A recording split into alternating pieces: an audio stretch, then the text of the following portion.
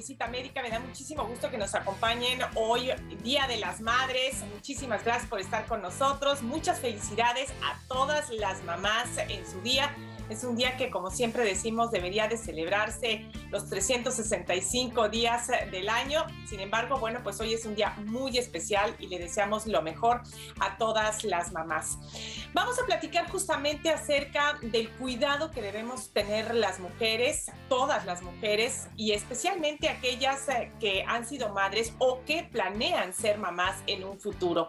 Y para ello damos la más cordial bienvenida en Mi Cita Médica al doctor Carlos Ortiz, ginecobstetra. Doctor, muchísimas gracias por estar con nosotros. Gracias por estar con nosotros en el Día de las Madres. Buenos días, muchísimas gracias. Estoy contento por la invitación, muy agradecido. Y pues felicidades a todas las mamis. Un saludo a todas ellas, que las consientan mucho el día de hoy. Doctor, platíquenos, cuando una mujer todavía no se ha embarazado, pero planea hacerlo, ¿qué debe tener en mente? ¿Cómo debe preparar su cuerpo para ese momento? Ok, lo primero es muy importante el hecho de comenzar a consumir multivitamínicos, ¿sí? Sobre todo ácido fólico. Se recomienda de 1 a 2 meses hasta 3 meses antes de planear el embarazo. Esto con el objetivo de mejorar la calidad de los óvulos, ¿sí?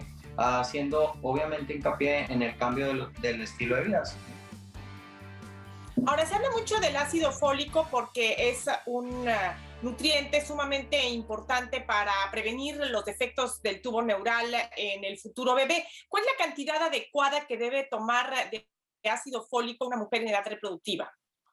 Ok, una mujer que planea embarazo sin factores de riesgo, la cantidad debe ser de 0.4 miligramos diarios. Sin embargo, hay pacientes que necesitan una mayor cantidad de ácido fólico. Las pacientes que tienen antecedente de tener a un bebé con defectos de tubo neural, pacientes diabéticas, pacientes epilépticas, estas pacientes tienen un requerimiento aún mayor de ácido fólico de hasta 5 miligramos diarios. Ahora, en cuanto al embarazo, mucho se habla de que deben de subir de peso 1 kilo al mes. ¿Y qué es lo real? ¿Cuánto debe una mujer subir de peso en el embarazo y qué tipo de alimentación tiene que llevar?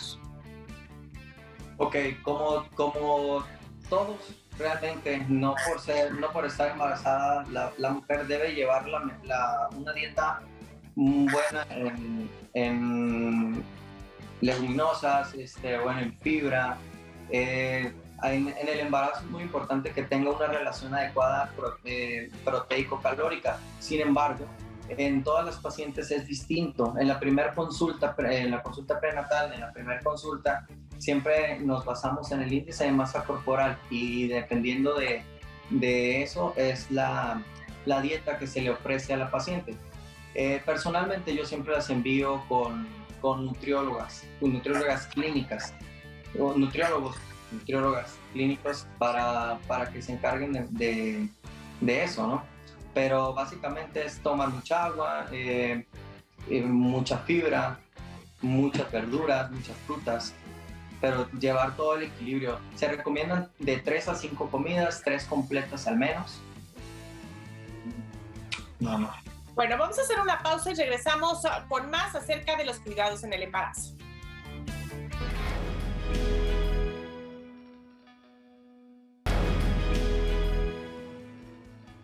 Gracias por continuar con nosotros en Mi Cita Médica. Estamos hablando acerca de los cuidados que debe tener una mujer a lo largo de su vida y estamos abordando específicamente, por ser el Día de las Madres, la temporada en la cual una mujer piensa embarazarse o se encuentra gestando. Hace un momento nos hablaba el doctor Ortiz de que las mujeres tengan una alimentación saludable, de que consuman suficiente ácido fólico, idealmente que tengan un suplemento de ácido fólico todo el tiempo que están en edad reproductiva para pues no arriesgar a quedar embarazada y que su bebé tenga un defecto del tubo neural. Eso es algo sumamente importante. Pero, doctor, ¿qué otros cuidados debe tener una mujer a lo largo del embarazo? ¿Con qué frecuencia es adecuado que consulte al ginecólogo? ¿Cada cuánto le van a hacer un ultrasonido? ¿Qué tipo de estudios hay que estarle realizando? Ok, bueno, para eso nosotros lo dividimos principalmente en trimestres. La primera consulta debe ser cuando la paciente se entera que está embarazada. En la primera consulta nosotros damos orientación y buscamos intencionadamente lo que son los factores de riesgo, así como la estimación de la edad gestacional. Es importante explicarle bien a la paciente los cambios que debe tener en cuanto a la nutrición, al ejercicio, cuáles son los ejercicios que sí puede realizar, cuáles son los que no se recomiendan tanto. Sumamente importante enviar a estas pacientes al dentista, puesto que tanto las caries como la enfermedad gingival pueden tener efectos secundarios como amenazas de aborto. También los ultrasonidos se recomiendan al menos una vez por trimestre. Sin embargo, recientemente se están recomendando tamizajes de ultrasonido. Tal es el caso del tamizaje del estudio genético que se realiza entre la semana 11 y 13.6. Esto buscando principalmente alteraciones genéticas como síndrome de Down y eso. Eso se complementa con algunos otros estudios bioquímicos. En el caso del segundo trimestre tenemos el ultrasonido estructural que se recomienda alrededor de las 20 semanas, entre las 18 o 22, y eso es para determinar si el bebé trae alguna alteración congénita o algún problemita. Es un ultrasonido que tiene que ser realizado por un médico, un ginecólogo perinatólogo. Y en el tercer trimestre la utilidad básica del ultrasonido, pues obviamente es ir viendo la curva de crecimiento del bebé, así como el peso, sobre todo al final del embarazo, para poder tomar una decisión acerca de la vida de nacimiento.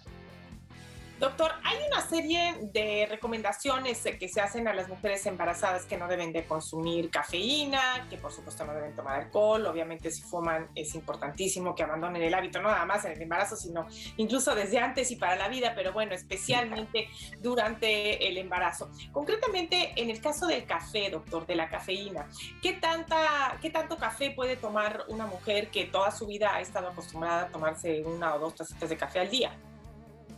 Ok, claro, la cuestión de las restricciones es sumamente importante. Como bien lo dije, son hábitos que las pacientes tienen antes de contraer el embarazo. En el caso del café, se recomienda no más de 1 taza al día, que son 150 miligramos de cafeína al día. En el caso del alcohol, depende si es una cerveza, se recomienda, obviamente, limitar el consumo por completo. Pero si la paciente de plano decide que quiere un poco de alcohol, en las cervezas son 250 mililitros, de licor son 25 mililitros y las copas de vino hasta 125 mililitros por día.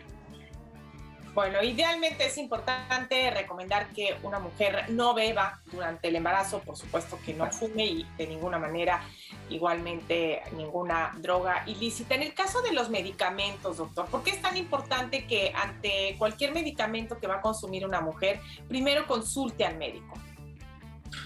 Bueno, la relevancia en esto es porque hay ciertos medicamentos que tienen como efectos secundarios, se llaman efectos teratogénicos.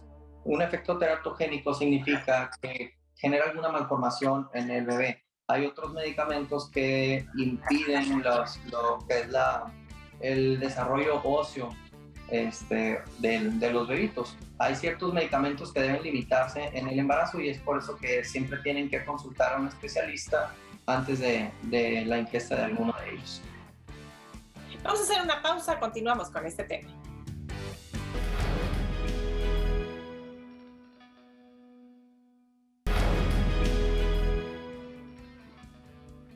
Gracias por continuar con nosotros en Mi Cita Médica. Estamos hablando de la mujer que está gestando, que está embarazada.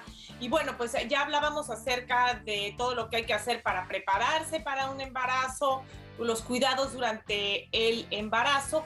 Pero, ¿qué hay, doctor, del día del nacimiento del bebé? ¿Cuándo está indicada una cesárea? ¿Cuáles son los lineamientos en México para realizar una cesárea? y cuándo pues se puede esperar que el parto, que es lo deseable, sea por vía natural. Bueno, esto va a depender obviamente, de todas las condiciones tanto de la paciente como del feto. Hay indicaciones tanto maternas como fetales. Tenemos que conocer perfectamente a la paciente, sus antecedentes, todo su historial durante el embarazo para saber si es de alto riesgo.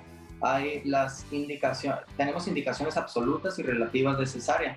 El ginecobstetra siempre tendrá la última palabra para determinar cómo va a ser la vía de desembarazo de cada paciente en relación a la evolución. Nosotros podemos tener un trabajo de parto adecuado, llevar una dinámica, llevar un trabajo de parto muy bien, y a última hora, si algo se complica, tenemos que intervenir quirúrgicamente realizando una cesárea. Todo eso depende tanto de la evolución de lo que es el trabajo de parto, como de los antecedentes de la paciente, ¿no? Doctor, ¿cuáles son las posibles complicaciones durante el embarazo? ¿Qué es la diabetes gestacional? ¿En quién es más común que ocurra? ¿Cuáles son los cuidados que se debe de tener? Y otro padecimiento que es la enfermedad hipertensiva del embarazo. ¿Qué tan comunes son estos y quiénes son, digamos, más propensas a desarrollarlos?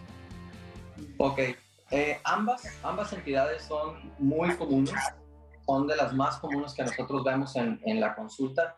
Ambas suponen un embarazo de alto riesgo por las complicaciones que pueden tener.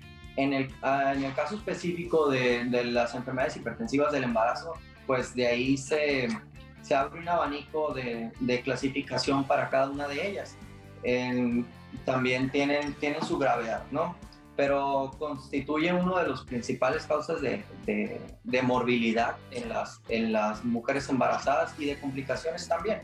Es mucho más común en la preeclampsia en mujeres que están cursando su primer embarazo, en pacientes adolescentes, en pacientes que tengan antecedente de que tuvieron preeclampsia o alguna enfermedad hipertensiva o algún trastorno hipertensivo en el embarazo previo. A pacientes que llegan a su embarazo ya con el problema de hipertensión crónica. Todas esas pacientes son más propensas a desarrollarlo, ¿no? O sea, esos son algunos de los factores de riesgo.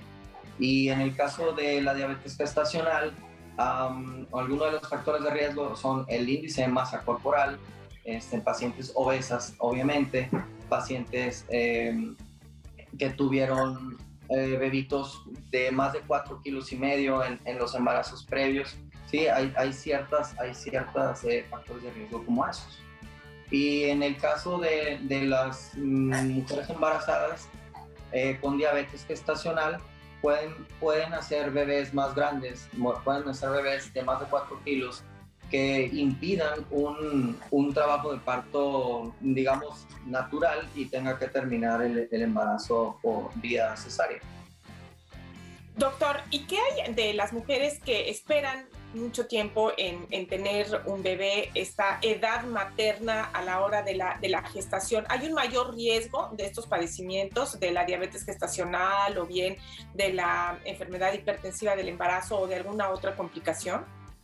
Por supuesto, las pacientes mayores de 35 años son más propensas a contraer este tipo de complicaciones en el embarazo.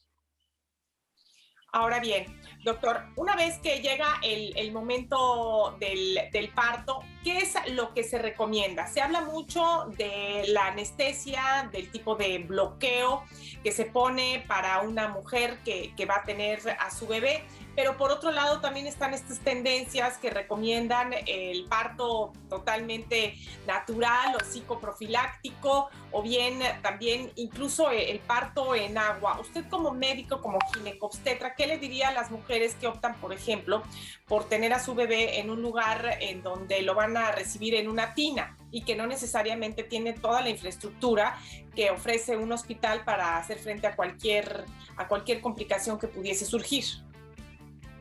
Bueno, yo sí soy partidario de los partos humanizados, como le llaman. Ha habido una corriente muy fuerte recientemente con respecto a eso.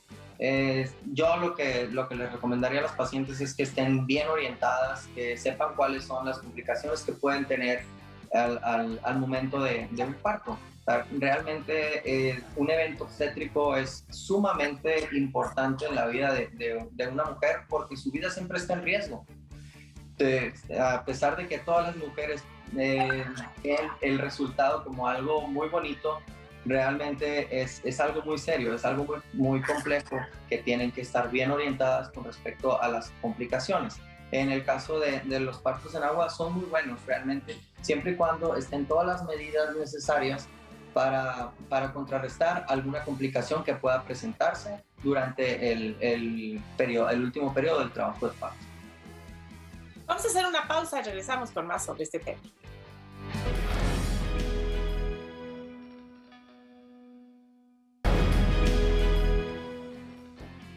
Gracias por continuar con nosotros en Mi Cita Médica. Estamos hablando de los cuidados de las mamás y bueno, hace un momento le preguntaba al doctor Carlos Ortiz acerca de la anestesia durante el parto, en qué momento comienza a requerirse, cómo se administra, qué tipo de anestesia es la recomendable para no dañar al bebé.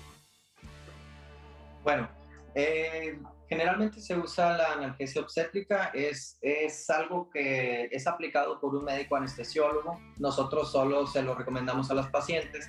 Se puede aplicar a partir de la primera etapa de lo que es el trabajo de parto, desde la primera etapa de la fase latente, que tener 3, 4 centímetros ya se puede aplicar.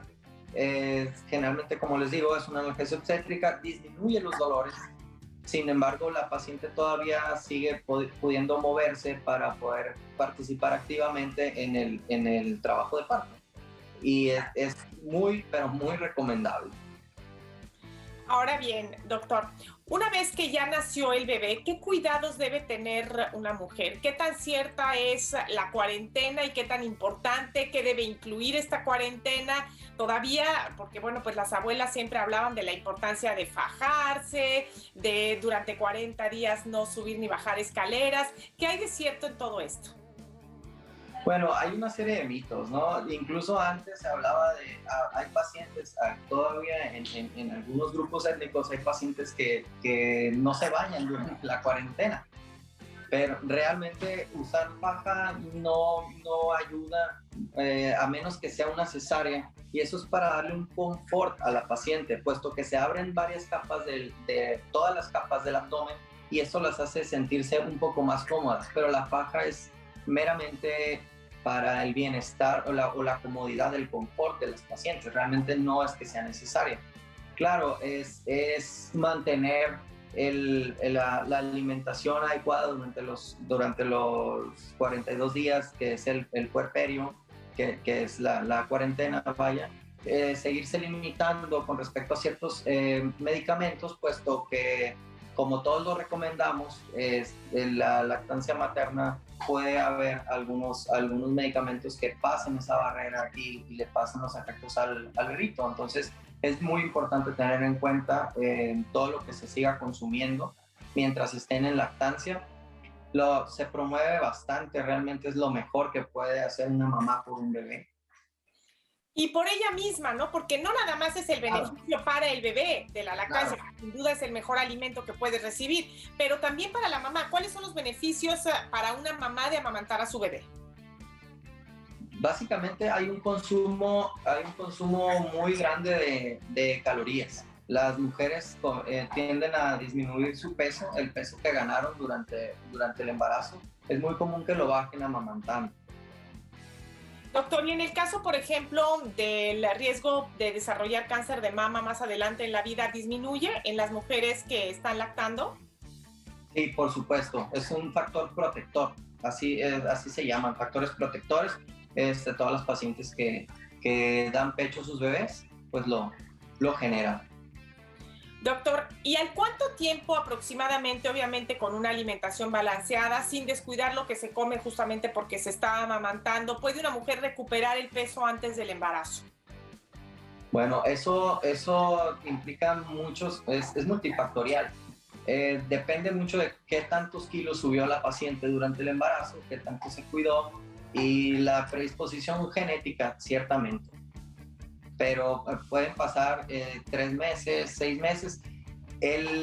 Lo que es el cuerpo para volver a todos los órganos a su lugar son precisamente el puerperio, que son los 42 días, son las 6 semanas.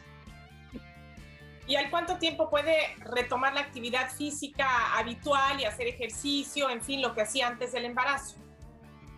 Cuando es por parto natural, básicamente las pacientes andan caminando al otro día, eso es una maravilla.